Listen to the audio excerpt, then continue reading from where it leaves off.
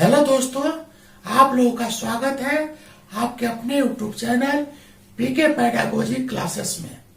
दोस्तों, आज के इस वीडियो में हम लोग देखेंगे यूजीसी नेट 12 नवंबर 2020 के फर्स्ट शिफ्ट में पेपर 1 का जो पिछले 2-3 वीडियो में मैंने आप लोगों को सोल्यूशन में बताया हूँ।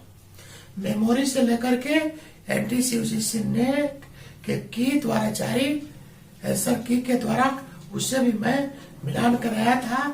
आज हम लोग कुछ प्रश्न रह गए थे पेपर 1 का, उसका समाधान आज हम लोग आइए देखते हैं।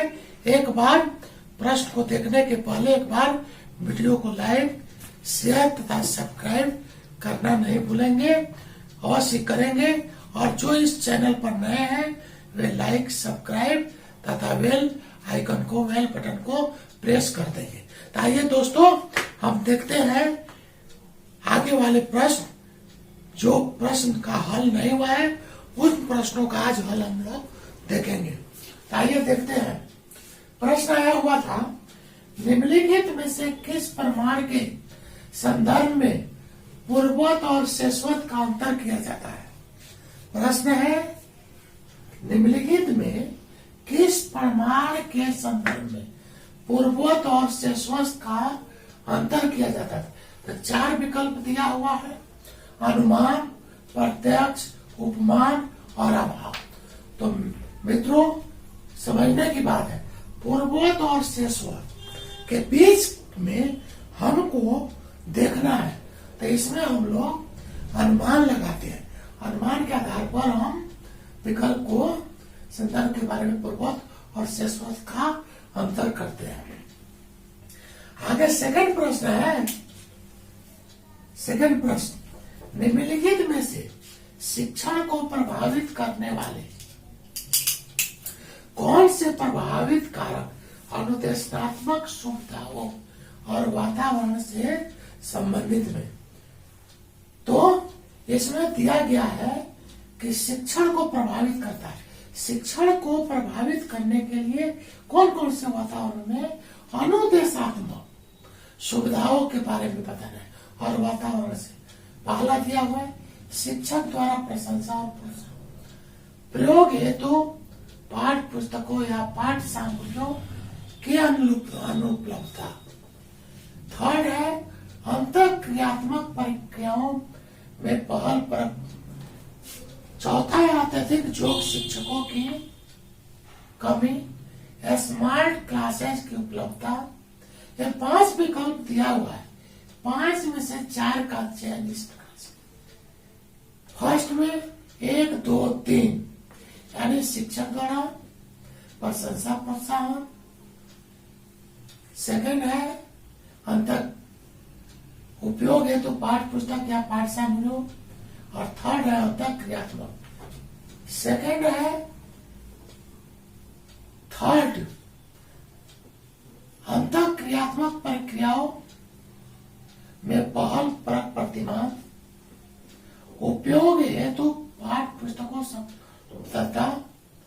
और 5वां है स्मार्ट क्लासेस की उपलब्धता। तो इसमें आंसर होगा कि अंतःक्रियात्मक प्रक्रियाओं में पहल परक प्रतिमान।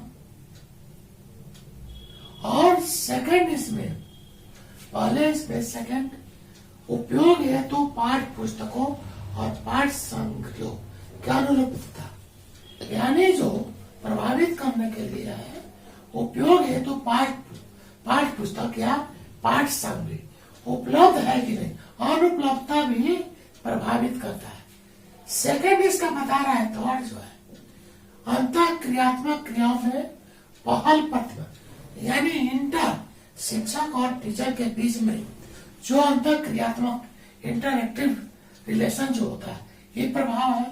और 5वां जो है स्मार्ट क्लासेस, यानी स्मार्ट क्लासेस अनुदेशन में उपलब्ध हो जाता है तो ज्यादा, इसलिए इसका आंसर सेकंड होगा। निम्नलिखित में से कौन सा वर्तमान शिक्षा प्रणाली में नवाचार का द्योतक है। तो मित्रों, 4 विकल्प दिया हुआ है।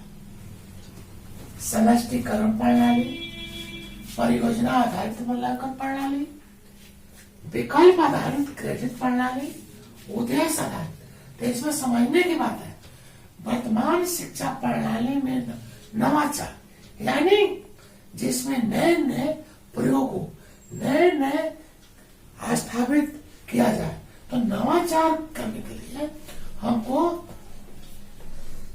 इसका जो है विकल्प आधारित क्रेडिट यानी विकल्प देना चाहिए और राइट क्रेडिट प्रणाली का उपयोग करना चाहिए इस प्रकार से। आइए आगे प्रश्न पढ़ते हैं। Question number 4। क्वेश्चन नंबर 4 देखते हैं। संप्रेषण में प्रयुक्त होने वाली एंट्रोपी की अवधारणा का संबंध किससे है? तो एंट्रोपी एक शब्द संप्रेषण में प्रयुक्त किया गया है जिसका अर्थ होता है अनुक्रम ऑर्डर से, यानी क्रम वाइज। एक क्रम में वैज्ञानिक पद्धति भी है, एक के बाद दूसरा, दूसरा के बाद तीसरा, इस प्रकार से क्रम वाइज अपनी संप्रेषण में यानी विषय वस्तु को रखना चाहिए। Question number 5। क्वेश्चन नंबर 5 जो है, छात्रों में संप्रेषण कौशल को किसकी सहायता से सुधारा जा सकता है? एक टीचिंग एप्टीट्यूड का क्वेश्चन है। छात्रों में संप्रेषण के द्वारा संप्रेषण कौशल को किसकी सहायता से हम सुधार कर सकते हैं? दिया हुआ है समान प्रश्न पूछकर, नई प्रौद्योगिकी के संपर्क लाकर, समस्यात्मक चिंतन की प्रक्रिया को संवर्धित कर, शब्दावली विभेदक अनुप्रयोग सुनिश्चित कर, सीमित श्रवण। इसमें दिया हुआ है विकल्प। पहला विकल्प है ए बी सी, सेकंड विकल्प है बी सी डी और थर्ड में है सी डी और ई, 4 में है ए डी और ई। तो मित्रों, जब हम संप्रेषण को, छात्रों में संप्रेषण कौशल को किसकी सहायता सुधार करना है, तो उसके लिए क्या चाहिए? समान प्रश्न यहाँ की जरूरत नहीं है। नई प्रौद्योगिकी के संपर्क में ला करके नए प्रौद्योगिकी को प्रयोग में लाएंगे। सेकेंड है समस्यात्मक चिंतन प्रक्रिया। समस्या जो है उस पर हम अपनी चिंतन की प्रक्रिया करेंगे कि वह समस्या किस प्रकार की है, कि संवर्धित कर। और तीसरा है इसका विकल्प होगा शब्दावली विभेदक अनुप्रयोग सुनिश्चित करना। विभिन्न प्रकार के शब्दों को बच्चों के द्वारा पूछना। तो इस प्रकार से आपका आंसर नंबर बी हो गया। तो दोस्तों क्वेश्चन नंबर 5। अब क्वेश्चन नंबर हम 6 पर आते हैं। यह प्रश्न आपका आया हुआ है था, आप लोग रिजल्ट भी देखे होंगे। कक्षा में प्रभावी संप्रेषण हेतु शिक्षक को खाली स्थान द्वारा शुरुआत करनी चाहिए। यानी शिक्षक को क्लास में प्रभावी संप्रेषण के लिए किस प्रकार का, यानी उसकी प्रस्तुति अच्छी हो। इसके लिए आप जानते हैं कि प्रस्तुति का, कक्षा संप्रेषण में प्रस्तुति का, तो इसमें 4 वैचारिक झुकाव, शब्दों से झुकाव करिएगा तो नहीं होगा। व्यंग, किसी पर व्यंग करिएगा ये भी अच्छा नहीं होगा। अनुपलब्धि, किसी का अनुपलब्धि की चर्चा करना। इसमें सबसे अच्छी उपयुक्त जो होगा अर्थोत्पत्ति, यानी अर्थ के साथ उसको समझाना। इस प्रकार से हम कक्षा में जब संप्रेषण करते हैं तो बच्चों को एक एक शब्दों को तोड़ करके उसके अर्थ को विच्छेद करते हुए बच्चों को हम समझाते हैं। आइए दोस्तों क्वेश्चन नंबर हम 7 देखते हैं। निम्नलिखित में किन अधिगम परिणामों के संदर्भ में शिक्षण की पद्धति और प्रशिक्षण अनुदेशन में अंतर करना। शिक्षण की पद्धति और शिक्षण अनुदेशन में अंतर करना हुआ किस प्रकार से? दिया हुआ अनुशासित और व्यवस्थित, समालोचनात्मक और सृजनात्मक। इसका आंसर होगा, आगे नहीं पढ़ेंगे, समालोचनात्मक और सृजनात्मक। यानी जब हम डायग्नोस्टिक सिस्टम पर जाते हैं निदानात्मक, उसमें हम जब रिमाइंड करते हैं तो आलोचना और समालोचना, और बच्चों में इस प्रकार की गुण को पैदा किया जाता है कि उसमें सृजनात्मक, क्रिएटिव का गुण है, यानी बच्चों में एक क्रिएटिव चिंतन हो, और समालोचनात्मक यानी प्रश्न को, उस चीज को, समस्या को, उसको सही गलत क्या है उसको डिसाइड करते हुए उसको सृजनात्मक रूप में बच्चों में परिवर्तित करना ही यह जो है अधिगम परिणाम के संदर्भ में शिक्षण की पद्धति और प्रशिक्षण उद्देश्य में यही अंतर होगा। तो दोस्तों आपका आंसर होगा 2। आइए आगे क्वेश्चन पढ़ते हैं। नीचे दी गई अधिगमकर्ता की विशेषताएं में से कौन सी क्षेत्र निर्भर अधिगम शैली से जुड़ी हुई है? इसका आंसर दिया हुआ है तथ्यों और सिद्धांतों पर ध्यान केंद्रित करना और धारणाओं को व्यक्तिगत अनुभव से जोड़ना, नीचे दिए गए कार्यों के संबंध में शिक्षक के साथ औपचारिक अंतःक्रिया, सहयोग के सापेक्ष प्रतिस्पर्धा को अधिक महत्व देना, प्रतिस्पर्धा के सापेक्ष सहयोग को अधिक महत्व देना। छठा है अवधारणाओं और सामग्रियों के वैश्विक पहलुओं पर ध्यान देना। तो मित्रों हमको आंसर इसमें देखना है कि कौन सा आंसर हमारा सटीक होगा, यानी चुनना है। तो इसमें देखते हैं तथ्यों और सिद्धांतों पर ध्यान केंद्रित करना, या इसमें समग्र अधिगम शैली, इसमें ये नहीं होगा। और आगे देखते हैं अवधारणाओं को व्यक्तित्व अनुभव से जोड़ना, 2 नंबर रीजनिंग में भी है तो इसको हम ले सकते हैं। उसके बाद 3rd नंबर दिए गए कार्यों के संबंध में शिक्षक के साथ औपचारिक, ये भी आपका संभवतः नहीं होगा। हमारा 2 विकल्प, और उसके बाद आते हैं 4 देखते हैं सहयोग के सापेक्ष प्रतिस्पर्धा को महत्व देना, प्रतिस्पर्धा के सापेक्ष सहयोग को अधिक महत्व, प्रतिस्पर्धा के सापेक्ष सहयोग को अधिक महत्व देना चाहिए, यह विकल्प सही है। 2 और 5 उसके बाद अवधारणाओं और सामग्रियों में के वैश्विक पहलू पर ध्यान देना चाहिए। तो मित्रों यह प्रश्न का आपका आंसर नंबर 3 होगा, 2, 5 और 6। तो आप लगा लेंगे।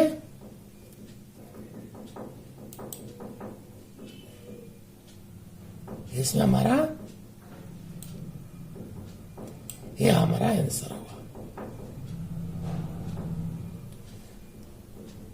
आगे क्वेश्चन है निम्नलिखित में से किन अधिगम परिणामों के संदर्भ में शिक्षण की पद्धति और प्रशिक्षण अथवा करा दिए हैं?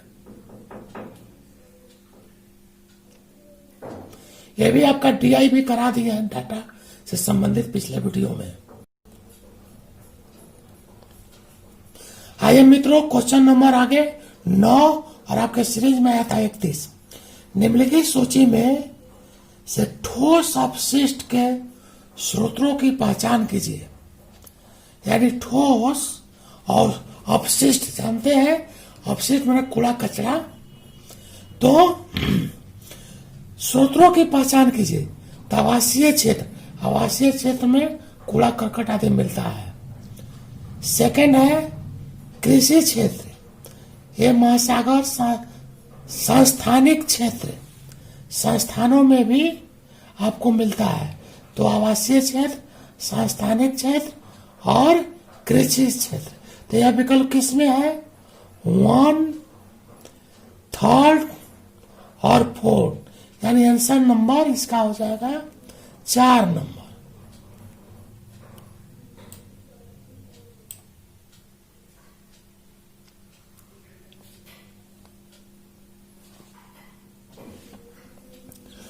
अब देखेंगे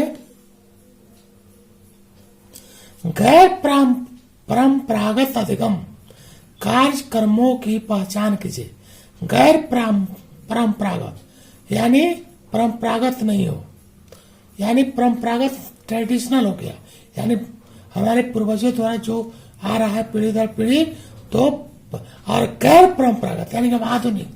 तो इसमें देखेंगे क्या क्या दिया है। वृत्ति परिचर्चा विज्ञान, मनोविज्ञान, तो इसमें देखेंगे मनोविज्ञान, नैतिक हेरफेर, मानव साथ, पालतू पशुओं की देखभाल। तो नए इसमें देखते हैं वृत्ति परिचर्चा विज्ञान। आजकल वृत्ति परिचर्चा जो हमारे आधुनिक परंपरा है, यानी गैर परंपरा यानी आधुनिक परंपरा में वृत्ति परिचर्या विज्ञान। सेकंड है आपका, तीसरा है नैतिक हेरफेर, नैतिकता में भी हेरफेर हुआ है। और पांचवा है पालतू पशुओं की देखभाल।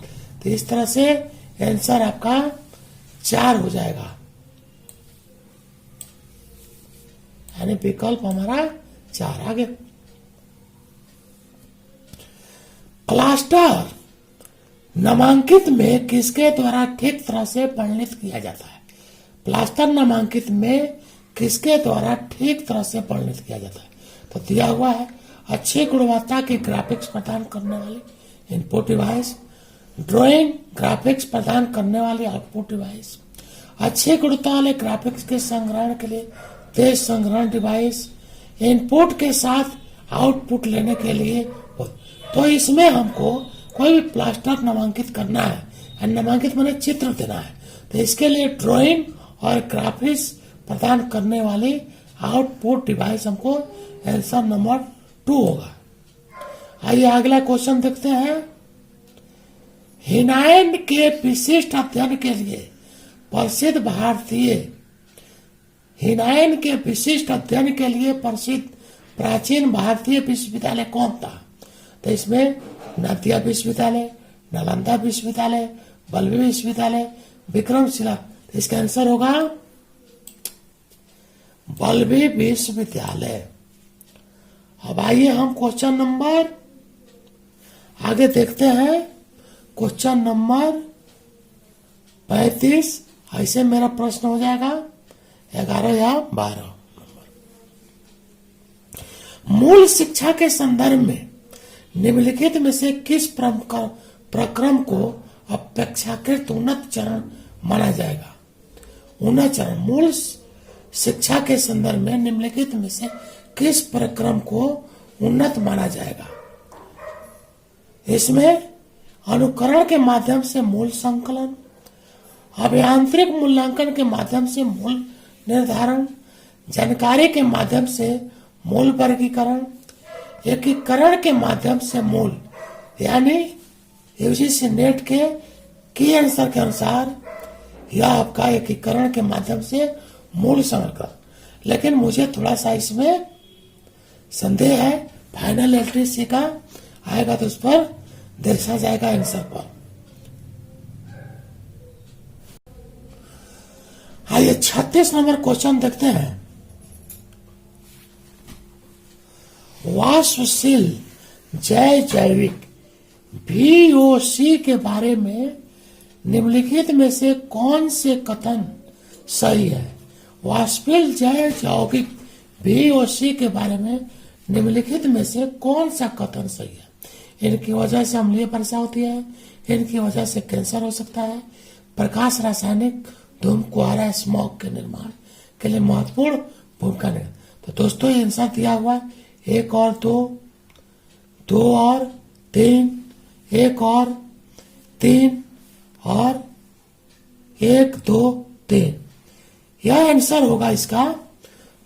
इनकी वजह से कैंसर हो सकता है, या प्रकाश रासायनिक धूम कुहारा यानी स्मॉग के निर्माण में महत्वपूर्ण भूमिका, यानी इसका आंसर हो जाएगा 2। अगला क्वेश्चन देखते हैं। निम्नलिखित सूची में से मृदा प्रदूषण के स्रोतों की पहचान कीजिए। मृदा प्रदूषण यानी जो मृदा में मिट्टी से जो प्रदूषण होता है उसके बारे में बताना है। तो हमको मृदा प्रदूषण के बारे में बताना है कि आखिर मृदा प्रदूषण सूची में निम्नलिखित सूची में से मृदा प्रदूषण के स्रोतों की पहचान कीजिए। तो इसमें दोस्तों औद्योगिक बहिस्राव, यूट्रोफ्रिक्शन, नाभिकीय अवशेष निस्तारण, अपतटीय तेल खनन, विषाक्त प्रणालियों का अनुचित परिणाम। तो इसमें आंसर हो जाएगा औद्योगिक बहिस्राव। उसके बाद नाभिकीय अपशिष्ट, अवैज्ञानिक निस्तारण, और पांचवा हो जाएगा विषाक्त प्रणाली, यानी आंसर हो जाएगा इसका 3 नंबर। आपका विकल्प 3 नंबर है। अब आइए आगे क्वेश्चन। 100 रूप से त्रिवर्षीय कार्य योजना 2017-18 और 2019-20 में नीति आयोग द्वारा सूचीबद्ध शासन के संबंध में क्षेत्र में हुए सुधार को पहचानिए। पर्यावरणीय, सिविल सेवा, निर्वाचन संबंधी, भ्रष्टाचार से संबंधित, सूचना तथा प्रौद्योगिकी। तो इसमें आंसर हो जाएगा सिविल सेवा, निर्वाचन संबंधी और भ्रष्टाचार।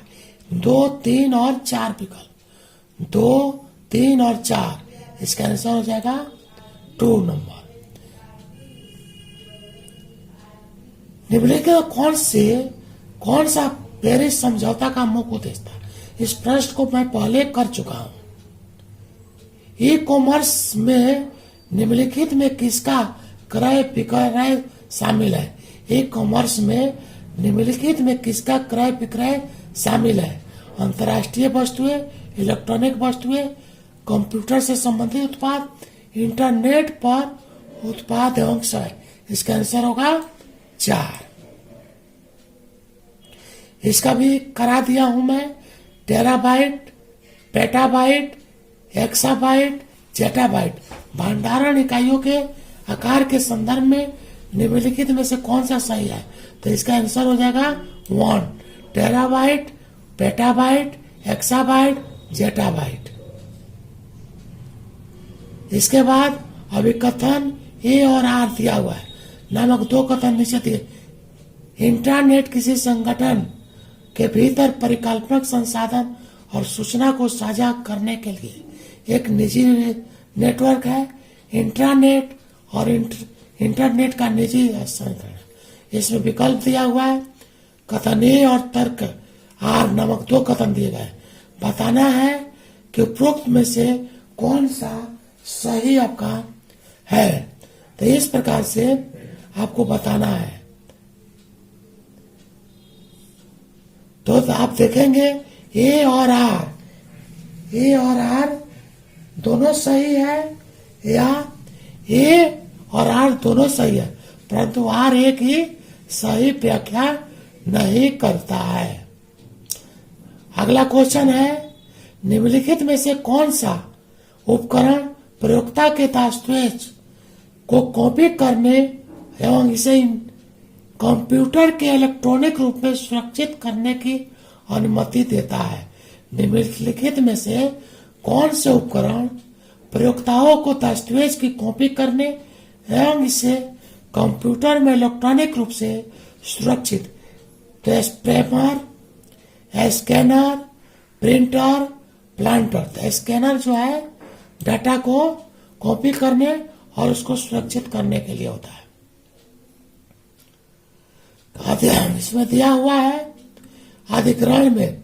अधिकरण स्किल और नॉन अभिज्ञता knowledge awareness for livelihood promotion परियोजना की परिणति क्षेत्रों की पहचान कीजिए। तो इसका संस्था का सुदृढ़ीकरण करना, हथकरघा या कलाकालीन और क्षेत्रीय क्षेत्र कौशल का परिवर्तन, गुणवत्ता आश्वासन और समावेश, किसी एजेंसी के माध्यम से विदेशी नियोजन, सरकारी गैर सरकारी साझेदारी के माध्यम से। तो इसका आंसर हो जाएगा दोस्तों डी नंबर 4 का, यानी इसका डी होगा। डी में क्या है? पहला संस्थानिक सुदृढ़ीकरण होना चाहिए। थर्ड में गुणवत्ता का श्वासन होना चाहिए। और 4 में समावेशन। और 6 में गैर सरकारी और सरकारी साझेदारी पीपीपी के माध्यम से कौशल का प्रसार होना चाहिए। एक अंतिम क्वेश्चन है। आइए दोस्तों, क्वेश्चन नंबर अंतिम है जो परीक्षा में आया हुआ है। आप लोग देख रहे हैं 45 नंबर। निम्नलिखित में से कौन सा कथन कक्ष वनस्पति की विशेषताओं को सुरक्षित घेरे के रूप में प्रतिबिंबित करता है?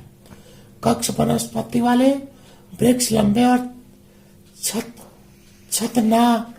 छतनार होते हैं। कक्ष वनस्पति वाले वृक्ष से खाद्य वस्तुएं, दवाएं प्राप्त होती है। कक्ष वनस्पतिगत दलदल मानवीय रिहायश को समुद्र से अलग करते हैं। इसका कक्ष वनस्पति वाले वृक्ष दुर्बल तट रेखाओं की सुरक्षा करते हैं क्योंकि ये मिट्टी को जोड़कर रखता है। तो इसका आंसर नंबर 4 होगा मित्रों। यह 4 नंबर आंसर होगा। यानी कक्ष वनस्पति वाले वृक्ष दुर्बल तट रेखाओं की सुरक्षा करते हैं क्योंकि मिट्टी को जोड़कर। तो दोस्तों, इस प्रकार से आज यह वीडियो समाप्त हुआ। पेपर 1। जय हिंद।